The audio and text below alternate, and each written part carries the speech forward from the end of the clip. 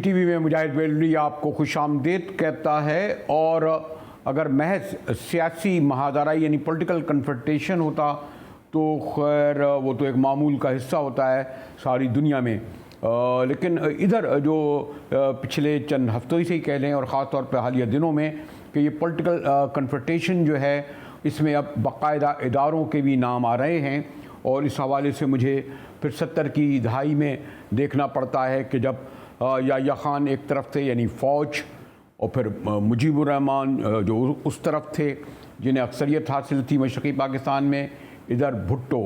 तो ये जो उसी वक्त एक टर्म आई थी ट्राइका की, यानी जो मैंने कहा ना कि 70 की दहाई का ट्राइका, ये ट्राइका जो है वो फिर बहरहाल उसका इख्तिताम हुआ किस तरह वो आपको इल्मी है कि एक सुकूत ढाका हुआ और फिर भुट्टो साहब पावर में आए।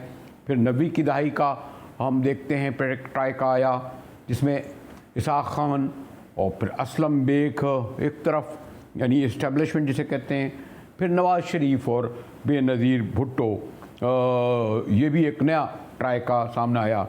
ठीक है कि 2008 में जो इलेक्शन हुए उसमें पीपल्स पार्टी इक़्तिदार में आई, 2013 में फिर नवाज़ शरीफ साहब आए, उनकी हुकूमत का ख़ात्मा हुआ, और इमरान खान साहब जो 2018 के इलेक्शन में आए उनकी हुकूमत जिस तरह ख़त्म हुई तो एक परसेप्शन ये आया और ख़ुद पीटीआई ने दिया कि जनाब इसको ख़त्म करने में इस्टेब्लिशमेंट का हाथ है, ट्राइका का हाथ है, इस्टेब्लिशमेंट का हाथ है, न्यूट्रल का हाथ है। तो ये जो मैं आपको माजी की 70 की दहाई का ट्राइका बता रहा था, 90 की दहाई का ट्राइका बता रहा था, जैसे मैंने कहा कि 3 हिस्सों में 3 उसके मेजर जो है वो प्लेयर थे और उनका अंजाम आपको इल्म में किस तरह हुआ। और अब एक बार फिर मैंने जैसे कहा कि बज़ाहिर जो इस वक्त इस्लामाबाद में बैठी हुकूमत इमरान खान पे इल्ज़ाम लगा रही है कि जनाब वो फ़ौज के ख़िलाफ़ एक बयानिया उन्होंने तैयार किया है, और इमरान खान ये कह रहे हैं कि उनको जो है वो लड़ाया जा रहा है, जबकि जिसे न्यूट्रल कहें, इस्टेब्लिशमेंट कहें या जिसे फ़ौज कहें, ये ठीक है कि उनके तवातुर से बयान आ रहे हैं कि वो न्यूट्रल हैं, लेकिन एक उभर के ये सूरत हाल आई है जैसे मैंने कहा कि 70 की और 90 की दहाई। मेरे साथ शोएब शाहीन साहब हैं इस्लामाबाद स्टूडियो में, इस्लामाबाद हाई कोर्ट बार के प्रेसिडेंट हैं। मुझे लतीफ़ अफरीदी साहब भी ज्वाइन करेंगे, सुप्रीम कोर्ट बार एसोसिएशन के साबिक़ा सदर, और फिर मुमताज़ तजिया निगार, मैं कहूँगा एनालिस्ट हुमा बकाई। शोएब शाहीन साहब की तरफ मैं चलता हूँ। इस दौरान वैसे मैं चाह रहा था कि लतीफ़ अफरीदी साहब सीनियर हैं, उनसे पहले राय ली जाती। लतीफ़ साहब हैं हमारे पास? बड़े हसास आदमी है शोएब शाहीन साहब, नाराज़ ना हो जाएं लतीफ़ अफरीदी। ये जो मैंने एक थोड़ा सा बैकग्राउंड बताया शोएब शाहीन साहब, तो क्या आप ऐसा लग रहा है ये इसके हकीकत से करीब है ये मेरी ऑब्जर्वेशन शोएब शाहीन साहब?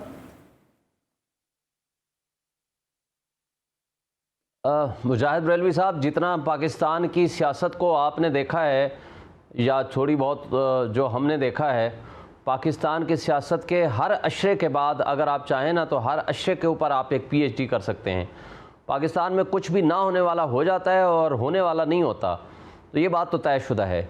लेकिन अगर आप ये पिछले 4-5 महीनों की जो एक ड्रामा हो रहा है या जो रिजीम चेंज के नाम से जो कुछ हुआ, लेकिन मैं तो सिर्फ इसको इस अंदाज़ में देखता हूँ कि इसके नफ़ा और नुकसान क्या हैं, इसके पॉजिटिव फ़ायदे हमें मुल्क को क्या मिले और नुकसान क्या हुए। अगर आप फ़ायदे में जाएं तो फ़ायदे सिर्फ चंद ख़ानदानों को हुए। ECL से इन लोगों ने अपने नाम निकाल लिए, नैब लॉ को बदल दिया, इलेक्शन लॉज में ओवरसीज़ का जो वोट था उसको ख़त्म कर दिया। ये 3 फ़ायदे मुझे नज़र आए हैं जो इनके ख़ानदान को ज़ाती हैसियत में मिले। नहीं शोएब भाई, ये मैं इस तरफ आता, लेकिन मैं इससे शोएब शाहीन साहब मैं इससे आता, लेकिन मैं सिर्फ ये जो आपसे ये जो थोड़ा सा गाइडलाइन लेना चाह रहा था, समझना ये चाह रहा था कि 2008 में ठीक है नवाज़ शरीफ किसी भी तरह आए, उससे पहले पीपल्स पार्टी आई, इमरान खान साहब आए, ये जो PTI पर इल्ज़ाम पहले ये लगता रहा कि इदारे उनको लेके आए, अब कहते हैं वो इदारों के ख़िलाफ़ हैं। तो ये जो इतने पावरफुल तरीके से मीडिया पर, स्क्रीनों पर, सड़कों, जलसों जुलूसों में इस्टेब्लिशमेंट यानी फ़ौज का नाम नहीं आता था, ये जो आना जो है एक बहुत ख़तरनाक रुझान है शाहीन साहब। ये मैं आपसे इससे मुजाहिद साहब आपसे मैं एग्री करता हूँ, इसलिए कि ये अगर पिछले 4-5 सालों से देखें, स्पेशली अगर जब से ये बाजवा साहब आए हैं 2016 के बाद, तो आप अगर पनामा केस के बाद जिस तरह की मुस्लिम लीग नून की लीडरशिप ने बातें की, जिस तरह उससे पहले राहिल शरीफ साहब के ज़माने में जरदारी साहब ने बातें की, और आज तक इमरान खान साहब को लाडला आईनी इदारों का कहा गया, और इस तरह बातें करते करते यहाँ तक पहुँचे, और उसके बाद ये रिजीम चेंज की कहानी आई। ये बात दुरुस्त है और ख़तरनाक है कि आज मिलिट्री इस्टेब्लिशमेंट का नाम लेके कोई कहता है मुदाखलत करें, कोई कहता है मुदाखलत ना करें, कोई कहता है मुदाखलत हो रही है, कोई कहता है मुदाखलत नहीं हो रही, कोई कहता है 2018 के इलेक्शन में वही इनको लेकर आए थे, कोई कहता है कि अब निकालने मालूम में भी उन्हीं का हाथ है। ये जो बाई नेम नाम ले लेके, जबकि अब मार्शल लॉ भी नहीं है। मुशर्रफ साहब के ज़माने में चलो अगर कोई बात करता था तो वो चीफ एग्जीक्यूटिव था पाकिस्तान का, उसके ख़िलाफ़ बात अगर होती थी, जैसे हमने तहरीक चलाई थी, उस तहरीक में एक पर्पज़ था कि उन्होंने एक chief justice, sitting chief justice को घर भेज दिया, निकाल दिया, बाद में कई जजेस को फारिग किया। वो एक पर्सन जो था वो उसके ख़िलाफ़ बात होती थी। आज जो कुछ हो रहा है, एक इदारे के ख़िलाफ़ जो बातें हो रही हैं, मैं समझता हूँ ये आपका जो एनालिसिस है बिल्कुल ठीक है। नाम ले ले के जो कहा जा रहा है, इससे इदारे हमारे कमज़ोर हो रहे हैं, और हमें सोचना चाहिए तमाम आइनी इदारों को मिल के कि देखें इससे हमारी फ़ौज कमज़ोर होती है तो नेचुरली हम ख़ुद कमज़ोर होते हैं, हमारे मुल्क का दिफा कमज़ोर होता है, हम सब कमज़ोर होते हैं। तो हमें ये सोचने की ज़रूरत है, तमाम पॉलिटिकल लीडरशिप को भी, तमाम आइनी इदारों को भी, और तमाम उन स्टेक होल्डर्स को भी जो इस मुल्क के मुख्तदर हलकों में पाए जाते हैं या समझे जाते हैं। तो मेरा ख़्याल है कि ये बात दुरुस्त है कि ये पिछले 2-4 सालों से जो कुछ ट्रेंड चला है, तो ये एक अच्छा नहीं है, ये ख़तरनाक है। फिर एक ट्वीट होती है, फिर उसकी रीट्वीट हो जाती हैं, फिर हमारा हमसाया दुश्मन मुल्क वो उसको आगे चला देता है, फिर बाहर बैठे हुए लोग इस चीज़ को आगे चलाते हैं। लेकिन ये अफसोस की बात है, लेकिन मैं समझता हूँ कि इसमें हमारे मिलिट्री इस्टेब्लिशमेंट को भी सोचने का मकाम है कि वो भी अपनी अगर कमज़ोरी, कोई कोताही या किसी जगह पे वो समझते हैं कि हमारे कुछ दोस्तों ने कोई गलत फैसले किए हैं, तो उनको भी थोड़ा बहुत सोचना चाहिए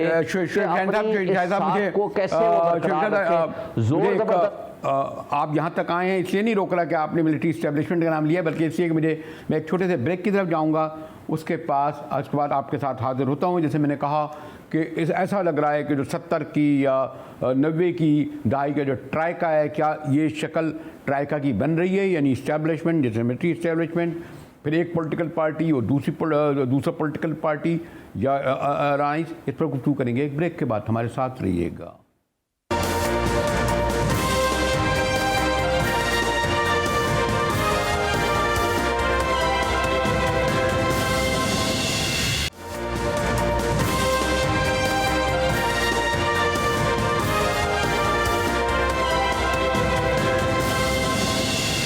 टीवी में एक बार फिर मुजाहिद बेलवी आपको खुशामदीद करता है। ब्रेक में बहरहाल पीपल्स पार्टी के चेयरमैन बिलावल भुट्टो जरदारी साहब कौमी असम्बली से खिताब कर रहे थे, इसलिए उनको सुनना ज़रूरी था।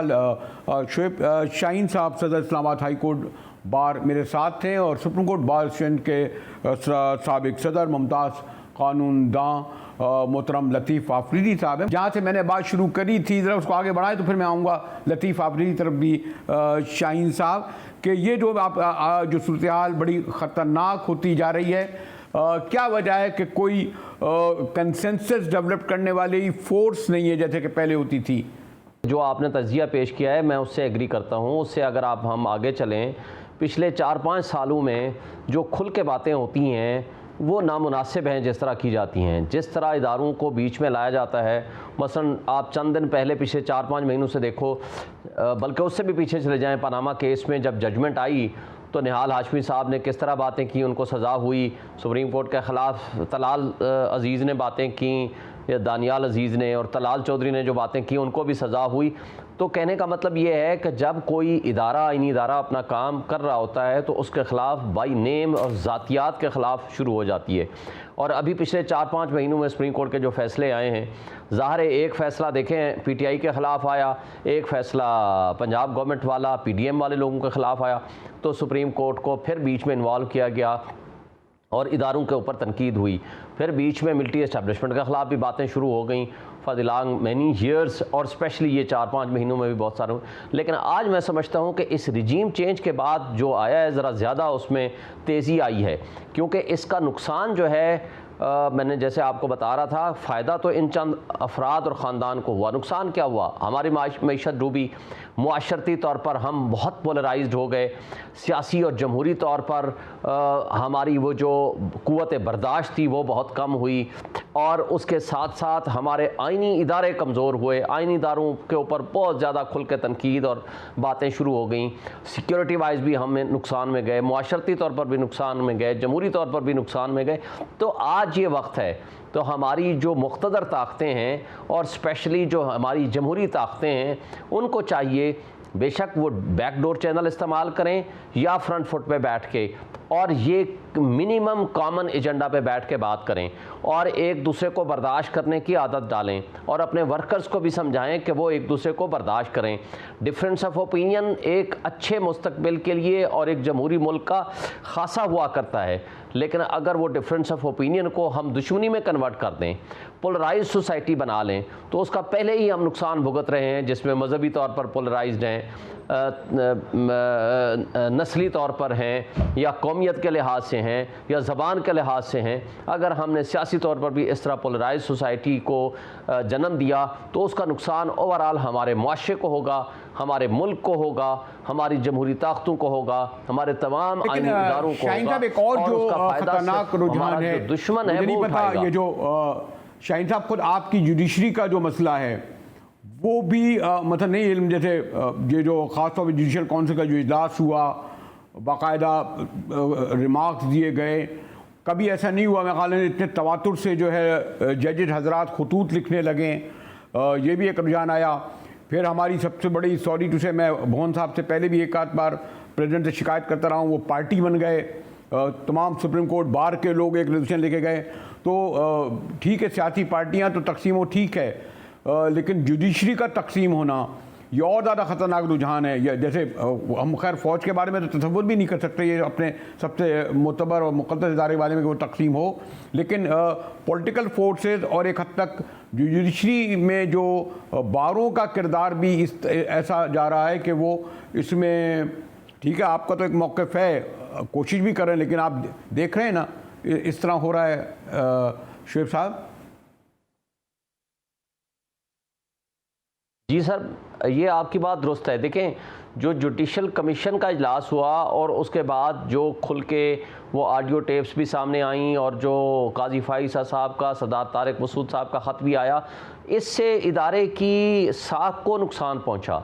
देखें ना, डिफरेंस ऑफ ओपिनियन हर इदारे में होता है, हर कोई भी कमेटी होती है उसमें होता है, कोई भी कमीशन बैठता है उसमें होता है, लेकिन इनकी अगर इन कैमरा प्रोसीडिंग्स थी तो इनको इन कैमरा प्रोसीडिंग्स रहना चाहिए था, इनकी बातें बाहर नहीं आनी चाहिए थी।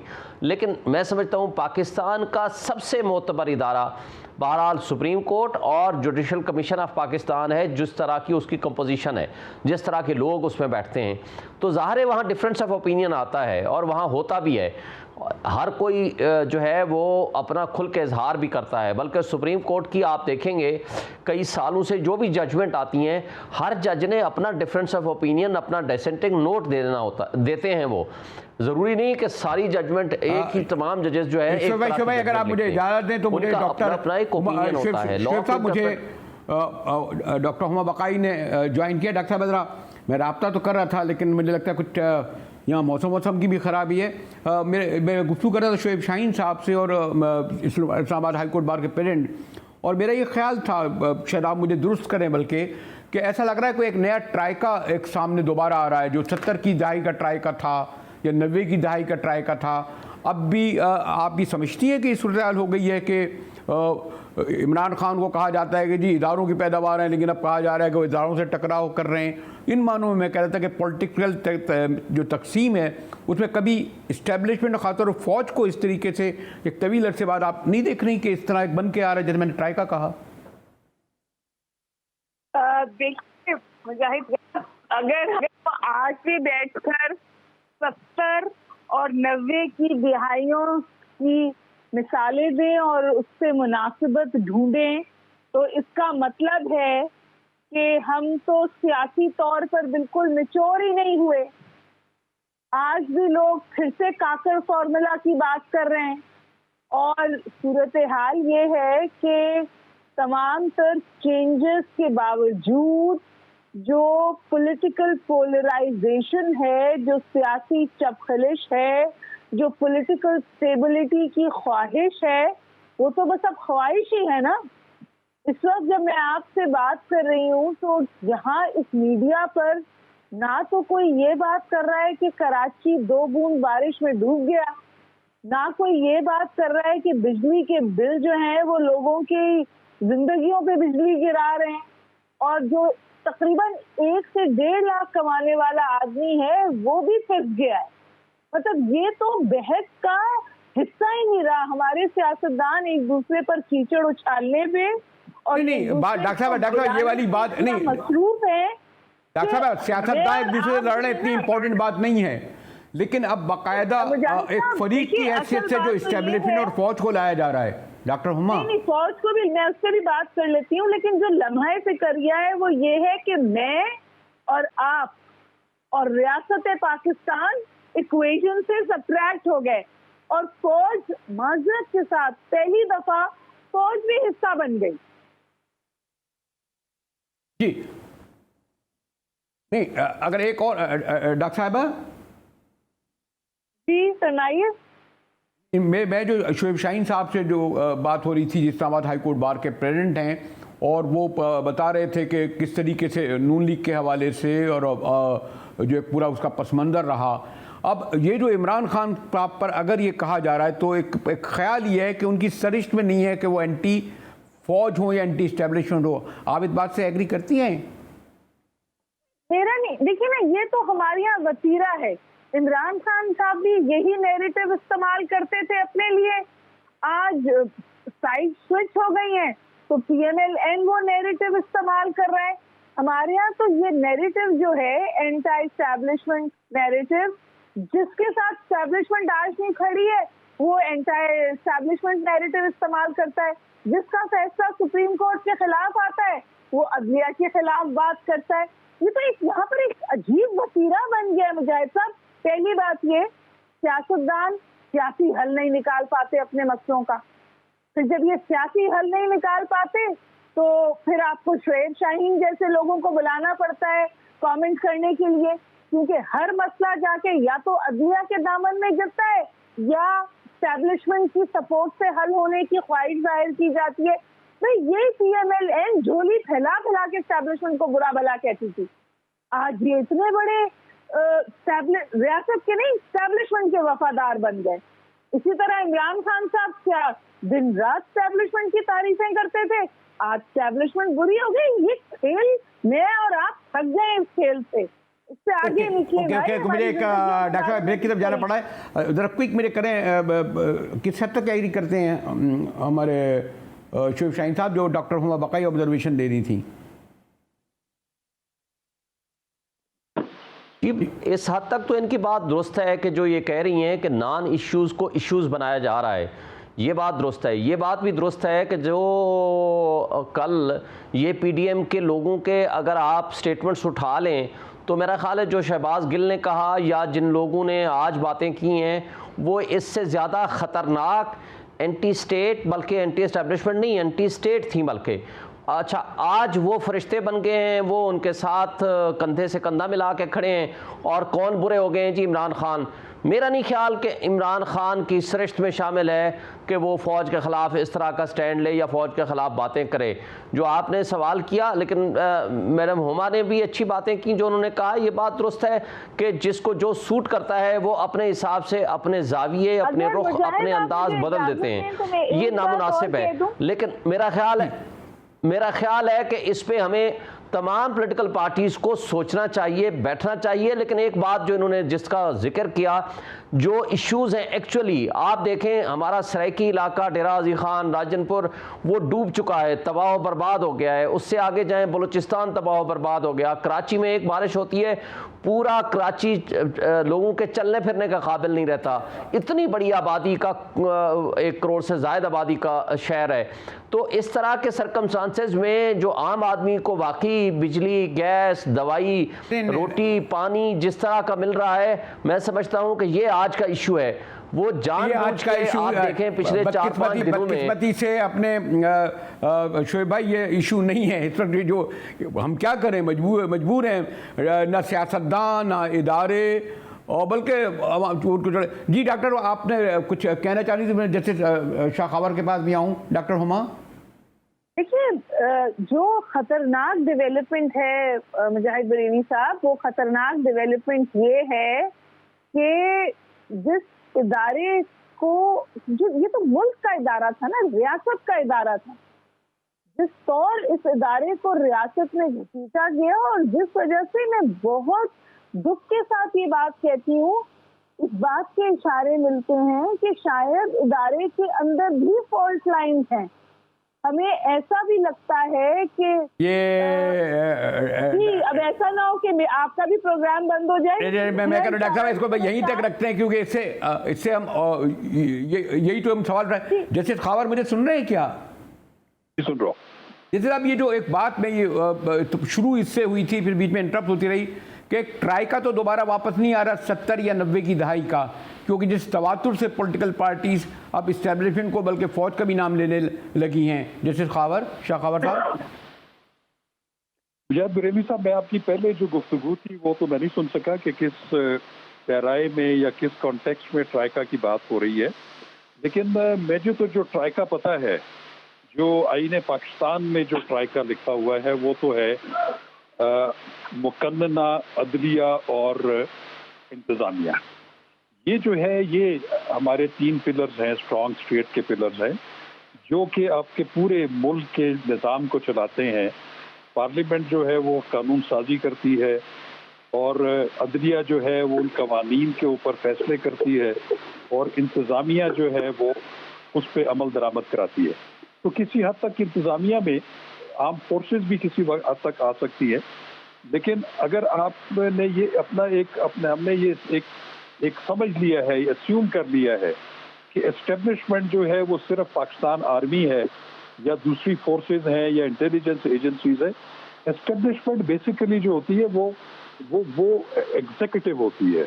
आप एग्जीक्यूटिव को जब आप सिर्फ एक नैरो डाउन कर दें to the extent of arm forces, और वो भी पाकिस्तान आर्मी, तो यहाँ से फिर जो है वो खराबी शुरू होती है। एक सबसे बड़ी मुसीबत मुजाहिद बरेलवी साहब ये है कि हमारे चूंकि पॉलिटिशियंस जो हैं वो, या पॉलिटिक्स हमारी जो होती रही है, अनफॉर्चुनेटली वो फिर अफवाज की तरफ देखती रही है, वो फिर फौज की तरफ देखती रही है, फौज के जनरल्स की तरफ देखती रही। उसकी भी वजह ये है कि हमारा जब से मुल्क बना है उसमें आधे से अगर कम नहीं तो ज़्यादा अरसा जो है हमारे मुल्क में फौजी डिक्टेटरशिप रही है।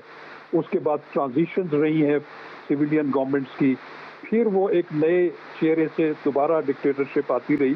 तो मैं ये समझता हूँ कि सबसे बुनियादी जो बात है वो हमारे सियासतदानों को, पॉलिटिकल पार्टीज को एक बात समझनी होगी। उनको ये समझना होगा, एक वसीतर डायलॉग करना होगा कि हमने अपने मामलात खुद तय करने, हमने रहनुमाई हासिल करनी है आईने पाकिस्तान 1973 से।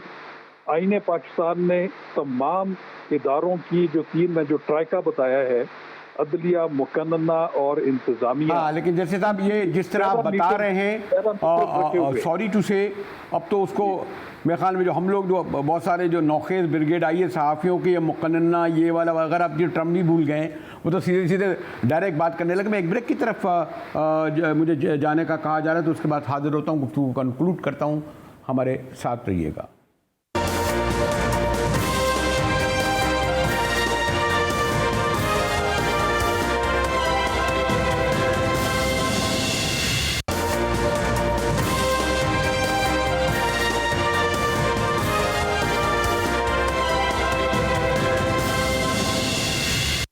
टीवी में एक बार फिर मुजाहिद वली आपको खुशामदीद कहता है, जिसमें गुफ्तगू कंक्लूड करूंगा अपने मोहतरम शोएब शाहीन साहब और जैसे शाह खावर से।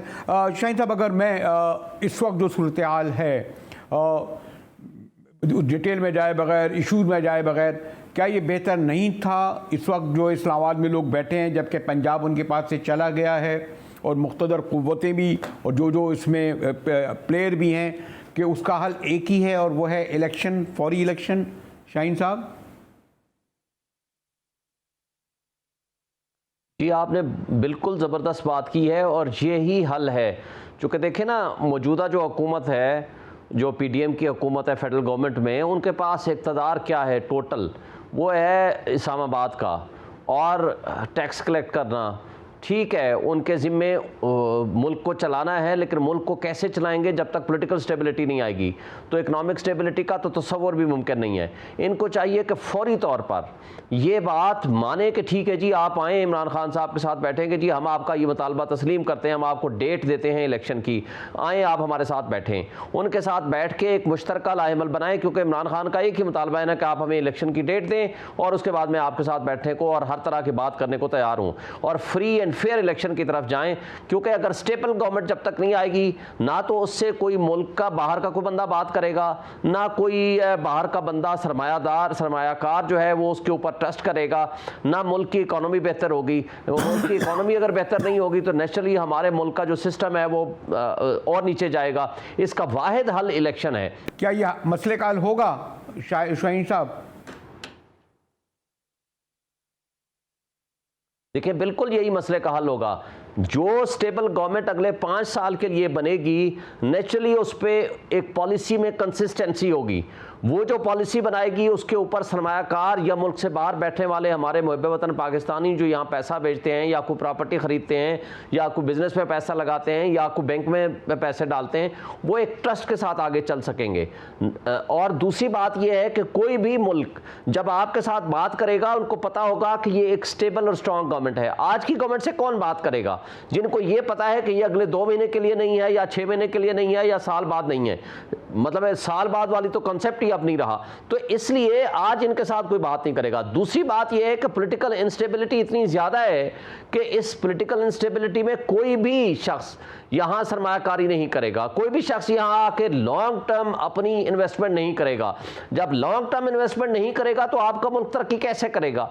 किन हालात में आगे लेके चलेंगे? देखिए ना, आपने पिछले 4-5 महीनों में इतने डाउनफॉल आपका आ गया, आपका डॉलर कहां चला गया, आपका रुपये की बेकदरी हो गई, आपकी स्टॉक मार्केट गिरने लग गई। अभी तो IMF से कुछ सहारा थोड़ा बहुत मिल गया, लेकिन वेंटिलेटर पे कब तक आप चलेंगे?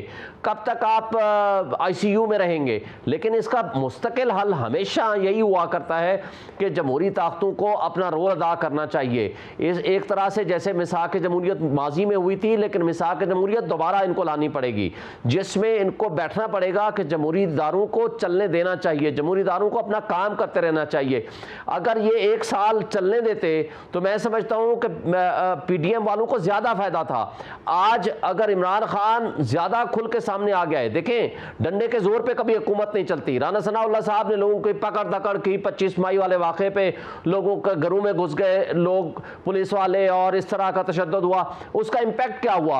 अवाम ने पंजाब इनसे छीन लिया, अवाम ने छीना।